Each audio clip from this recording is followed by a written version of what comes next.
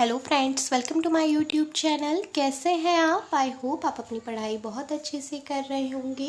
And if you are new on my YouTube channel, please like my video and subscribe my YouTube channel. जैसा कि हम daily vocabulary learn करते हैं, उसी series में आज भी स्टार्ट करते हैं। आज का फर्स्ट वर्ड है साइज़।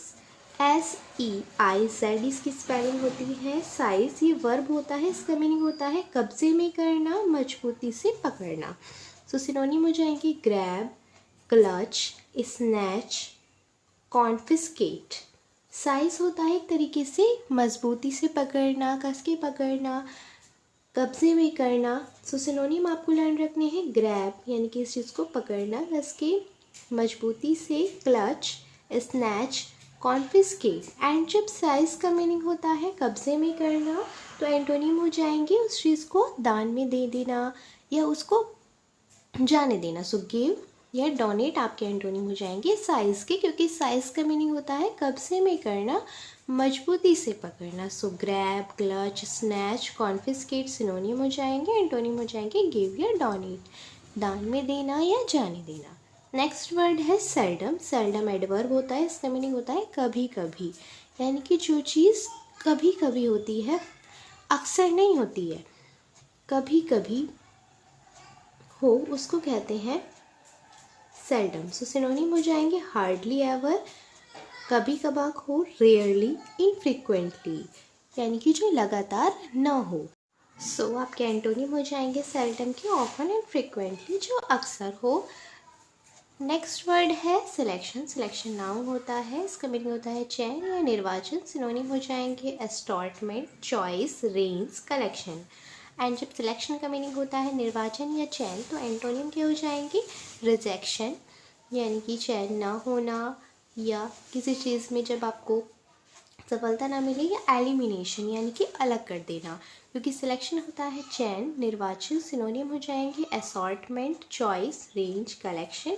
एंड एंटोनिम हो जाएंगे रिजेक्शन या एलिमिनेशन। नेक्स्ट वर्ड है सेल्फ सेंटर्ड। ये एडजेक्टिव होता है, इसका मीनिंग होता है स्वार्थी या स्व केंद्रित, जो सिर्फ अपने बारे में सोचे। स्वार्थी हो, सो सिनोनिम हो जाएंगे ego centric, selfish, egotistical.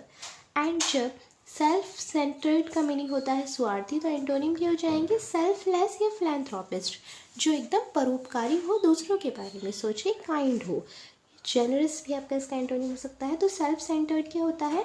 Adjective, इसका मीनिंग होता है स्वार्थी या स्व केंद्रित, जो सिर्फ अपने बारे में सोचे। सो ईगो सेंट्रिक, सेल्फिश, इगोइस्टिकल आपके सिनोनिम हो जाएंगे। एंटोनिम हो जाएंगे सेल्फलेस एंड फिलैंथ्रोपिस्ट, जो दूसरों के बारे में सोचे और जिसमें कोई भी स्वार्थ की भावना ना हो। नेक्स्ट वर्ड है सेल्फ कंट्रोल। ये एडजेक्टिव होता है, इसका मीनिंग होता है आत्म संयमित या आत्मनियंत्रित। सिनोनिम हो जाएंगे self restrain, abstemious, एब्स्टिनेंट, virtuous. And जब सेल्फ कंट्रोल का मीनिंग होता है आत्मनियंत्रण या आत्मनियंत्रित, आत्म संयमित, तो एंटोनिम हो जाएंगे ग्रीडी या इमोरल, जो अनैतिक हो या जिसको आत्म नियंत्रण ना हो बिल्कुल भी, ग्रीडी यानी कि लालची हो। तो आपको लर्न रखना है सेल्फ कंट्रोल क्या होता है, आत्म संयमित या आत्म नियंत्रित। सिनोनिम हो जाएंगी self restrain, abstemious, abstinent and virtuous. Antonym हो जाएंगे ग्रीडी या इमोरल। नेक्स्ट वर्ड है सेल्फिश। ये एडजेक्टिव होता है, इसका मीनिंग होता है स्वार्थी। सिनोनिम हो जाएंगे इगोटिस्टिक, ecocentric, self seeking, self centred, जो सिर्फ अपने बारे में सोचे। एंटोनिम हो जाएंगे बेनेवलेंट, यानी कि जो काइंड हो बहुत ज़्यादा, एंड जेनरस। फिलैंथ्रोपिस्ट भी आपका इसका एंटोनिम हो सकता है। नेक्स्ट वर्ड है सेनाइल। ये एडजेक्टिव होता है, इसका मीनिंग होता है वृद्धावस्था से संबंधित, बुढ़ापा सूचक। सो सिनोनिम हो जाएंगे एजेड, ओल्ड, डॉटिंग एंड टॉटरिंग। जब सेनाइल का मीनिंग है वृद्धावस्था से संबंधित, तो एंटोनिम के हो जाएंगे जो एकदम यंग हो एंड जुवेनाइल। नेक्स्ट वर्ड है सेंसिटिव। ये एडजेक्टिव होता है, इसका मीनिंग होता है संज्ञाशील या संवेदनशील। सिनोनिम हो जाएंगे impressible, responsive, affected, susceptible. And जब सेंसिटिव का मीनिंग है संज्ञाशील या संवेदनशील, तो एंटोनिम के हो जाएंगे थिक या इनसेंसिटिव, जो असंवेदनशील हो। तो आपको लर्न रखना है सेंसिटिव के सिनोनिम हो जाएंगे impressible, responsive, affected, susceptible, and antonym हो जाएंगे थिक या इनसेंसिटिव। नेक्स्ट वर्ड है सेंशुअल, ये होता है एडजेक्टिव, इसका मीनिंग है कामी या दुराचारी। सिनोनिम हो जाएंगी लिसेंट्रियस, फ्लैशी, बॉडीली एंड वॉल्यूप्चुअस। जब सेंशुअल का मीनिंग है कामी या दुराचारी तो एंटोनिम हो जाएंगी एब्स्टीमियस एंड एब्स्टिनेंट। नेक्स्ट वर्ड है सेंसुअस, ये एडजेक्टिव होता है, इसका मीनिंग होता है इंद्रियों पर प्रभाव डालने वाला। तो सिनोनिम हो जाएंगे मटेरियल, एस्थेटिक, सिम्बॉलिकल। एंड जब सेंसुअस का मीनिंग है इंद्रियों पर प्रभाव डालने वाला तो एंटोनिम हो जाएंगे एब्स्ट्रैक्ट या स्पिरिचुअल। नेक्स्ट वर्ड है सेंटेंस, ये नाउन होता है, इसका मीनिंग होता है चेतना या बोध क्षमता, अनुभव। सिनोनिम हो जाएंगे awareness, alertness, experience, appreciation, information. यानी कि किसी चीज़ का अनुभव होना या किसी चीज़ की बहुत चेतना होना, यानी कि किसी चीज़ के लिए अवेयर होना, अलर्ट होना।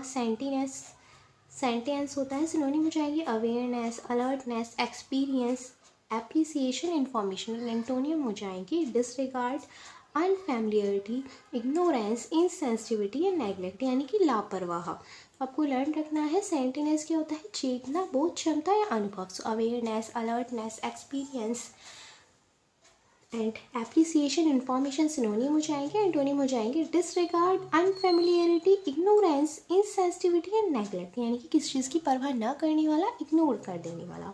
नेक्स्ट वर्ड है सेंट्री, ये नाउन होता है, इसका मीनिंग होता है सेंट्री। सिनोनिम हो जाएंगे सेंस्टिनल, वॉचर, गार्ड। नेक्स्ट वर्ड है सेपरेटेड, सेपरेटेड एडजेक्टिव होता है, इसका मीनिंग होता है अलग अलग किया हुआ, यानी कि बिल्कुल अलग किया हुआ, सेग्रीगेटेड इसका सिनोनिम होता है। एंड आइसोलेट भी आपका इसका सिनोनिम हो सकता है, सर्व, डिसइंटीग्रेटेड, डिटैच्ड। कल हमने वर्ड पढ़ा था लास्ट में सेग्रीगेटेड, जो कि सेपरेटेड से ही रिलेटेड है, मीन्स अलग अलग किया हुआ। सो सेग्रीगेटेड आपका सिनोनिम हो जाएगा सेवर्ड, डिसइंटीग्रेटेड, डिटैच्ड। आइसोलेट भी आपका इसका सिनोनिम हो सकता है, पार्टीशन भी। एंड डिसोसिएट भी हो सकता है।